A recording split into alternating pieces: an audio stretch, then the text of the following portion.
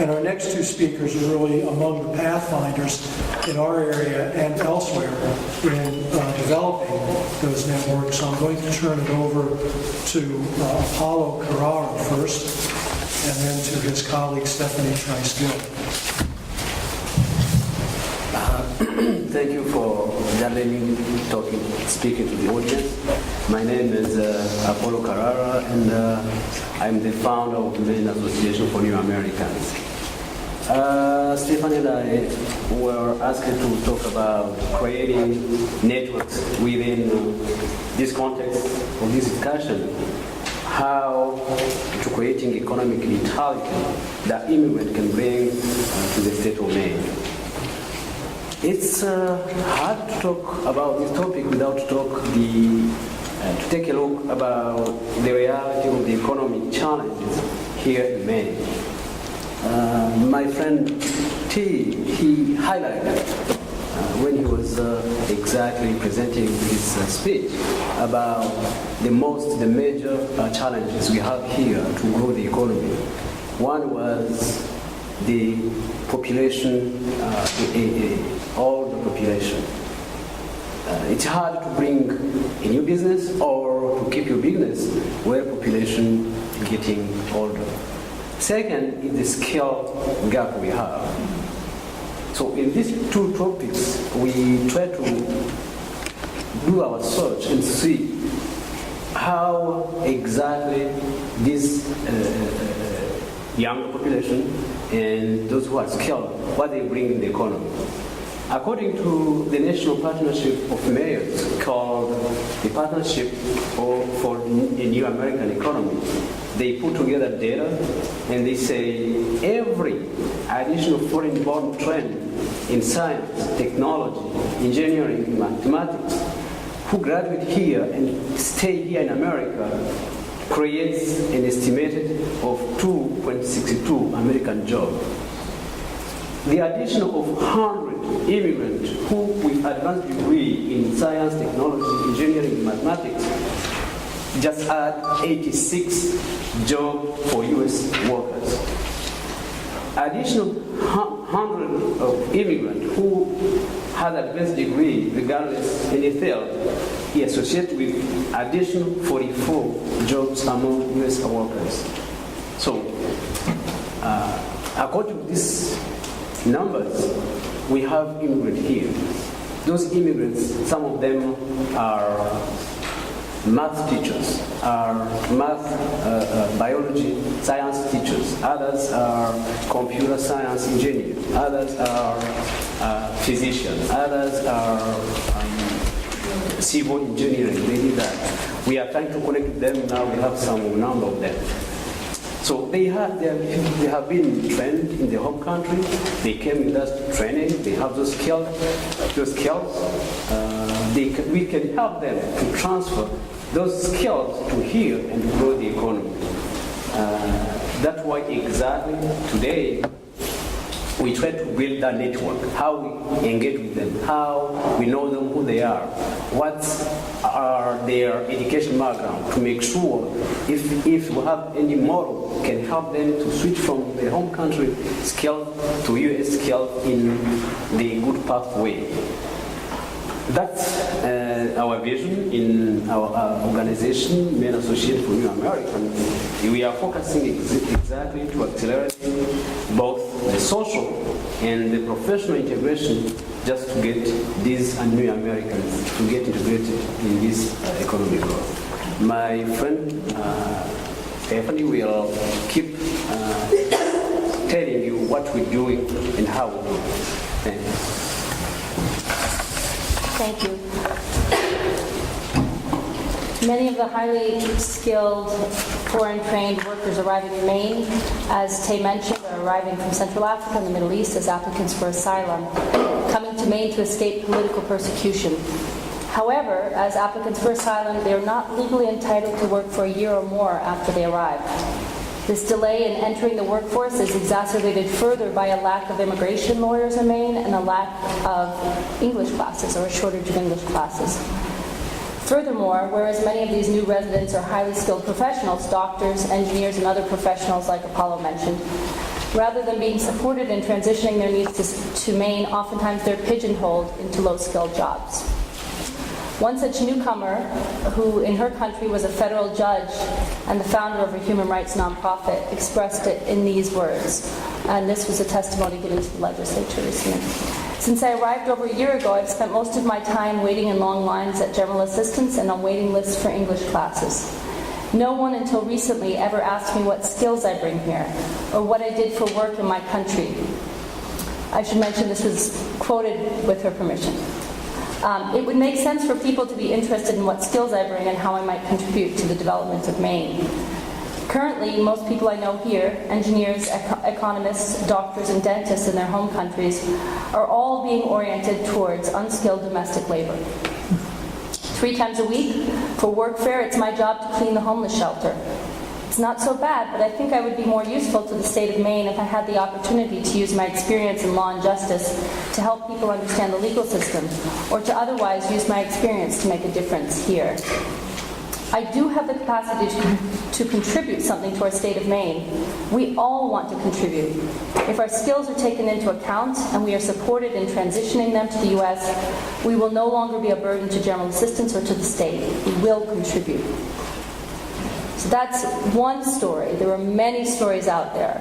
I recently met with someone who was in charge, an employee of the United Nations, working, overseeing the implementation of the International Criminal Court in Burundi for many years, and who's now here as an applicant for asylum.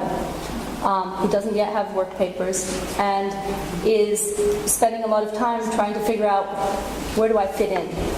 So, like many people, he got asked, well, you should really get a personal a certificate so that you can work at home, helping people basically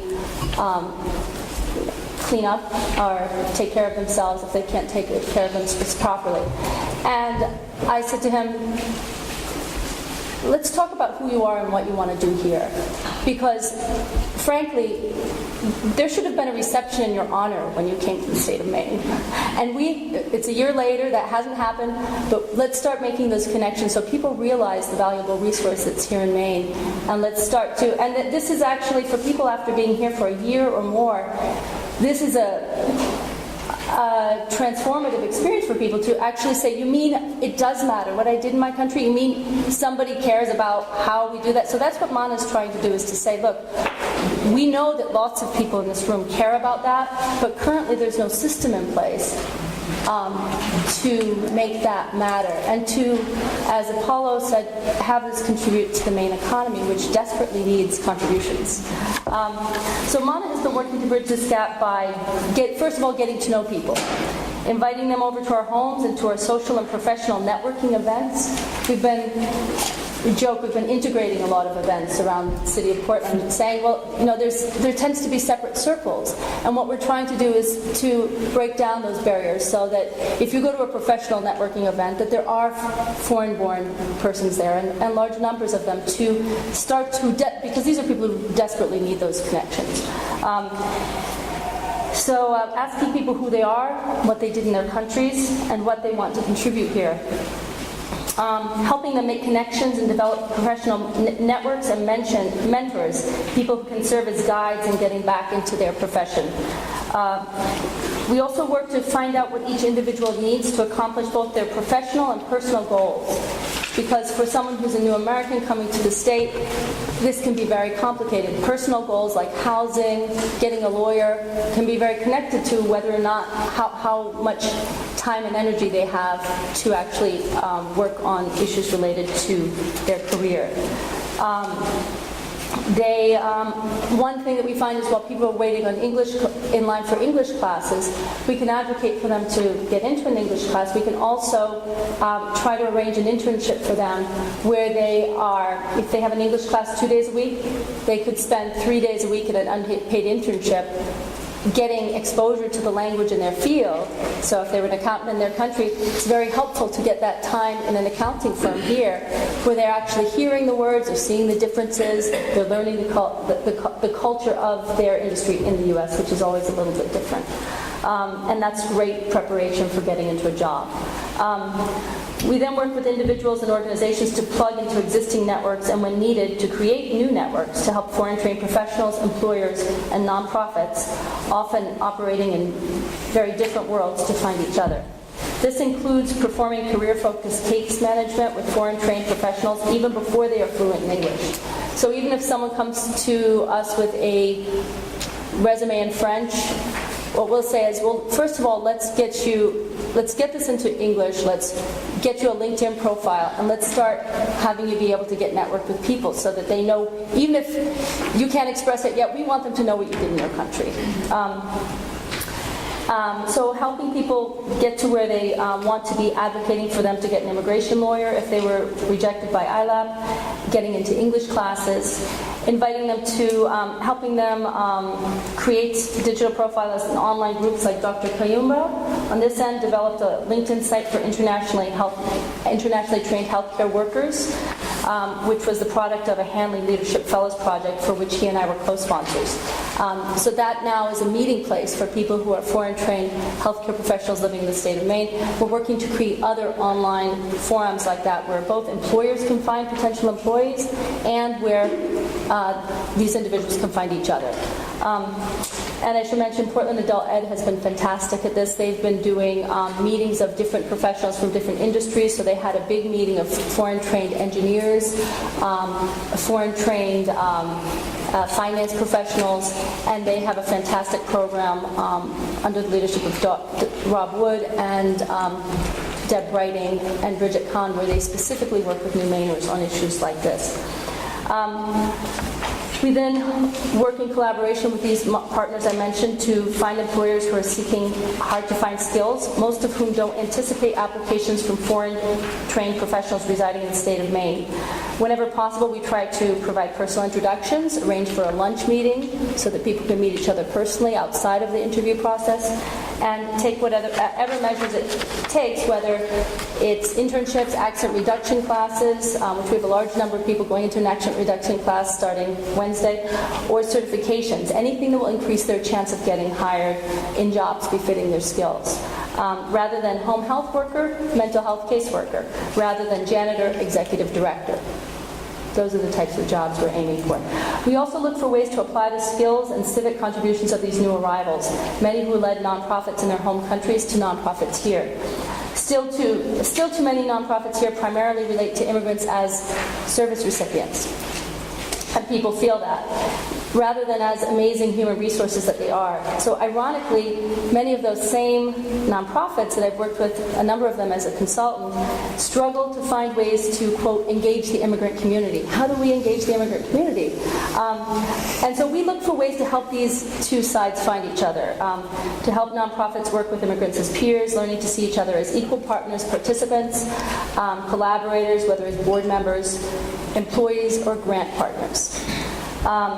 This brings me to Mana's mantra, which we learned from some members of the Congo. I think it was Monsieur Taban here in the third row who actually stood up in a meeting and said, we were talking about a group that exists to work for immigrants, and he said, faire pour nous, sans nous, c'est pas logique. To do something about us, for us, without us, that just doesn't make sense. So that's the mantra you may have heard before. Don't do anything about us without us. And that's our mantra at MANA, and reminding our community partners that we can always help you find people to get involved, because there's a lot of active thinkers out there who would love to be involved. Let's see, recently, and also, Steve, you mentioned the question of where do you go to find immigrants. There's been a lot of discussion in a number of the forums that we're part of, including the Maine Immigrant Rights Coalition, which is, where do you go to find immigrants? And a lot of people are asking that question, and frankly, there is no place. And that's one of the distinctions we found. There is no one place, unless you maybe said the library or adult ed, but there is no, that's a big difference between nonprofits led by U.S. foreign folks and nonprofits led by foreign-born persons in Maine, which is, there is no economic resources usually, so there's no space. And that's one thing that a new grouping has started to develop that's people from immigrant leaders from different communities, trying to see if there could be potentially a global community center where these groups could actually have a collective space, work together, staff it collaboratively. And this has been, we've had some wonderful help from both Tim Honey and Vineet Shah in that capacity, who are also here today. So that's something that we're looking forward for the future. We don't have the answers yet how to do that, but if you have ideas, please share those. And I should mention, recently there have been some very exciting advances for foreign-trained health professionals residing in Maine, largely due to the work of the Maine Health Workforce Forum under the leadership of Sally Sutton, who will be speaking next, and with the energy and inspiration of Dr. Jean-Michel Kayumba, also here on the panel, who's a MANA member and a leader in healthcare here in Maine. The staff and leadership of Goodwill have also been incredibly helpful on this. Robert Manette, Mark Rajat, and Carol Garrity, who have made significant efforts to support the transfer of credentials for foreign-trained healthcare professionals. So we are slowly but surely making progress, and a lot of people felt that difference. There was close to $50,000 worth of monies put towards those efforts in the past month. With that, I'd like to leave you with some promising news about the future of the Maine economy. Immigrants help business and innovation, and revenues grow. These are some quotes again from the National Partnership for a New American Economy, and Jeremy Robbins from that organization was invited by the Chamber of Commerce and several business leaders in Maine to speak last year, and it's a fantastic resource. And he points out that highly educated immigrants pay far more in taxes than they receive in benefits. In 2009, the average foreign-born adult with an advanced degree paid over $22,000 in federal and FICA taxes, while on average, families of highly trained immigrants only receive public benefits, welfare, unemployment, and Medicaid, amounting to 1/10 of that amount. Also, highly educated immigrants obtain patents at double the rate of highly educated U.S. natives. This also impacts the bottom line in Maine and helps business grow. So I'm now delighted to pass the mic to our partners from the Foreign Trained Professionals Subcommittee of the Maine Health Workforce Forum, who have been so instrumental in advancing the concept of a Welcome Center to promote the integration of foreign trained professionals living in Maine. Thank you. Yeah, I've got some handouts here.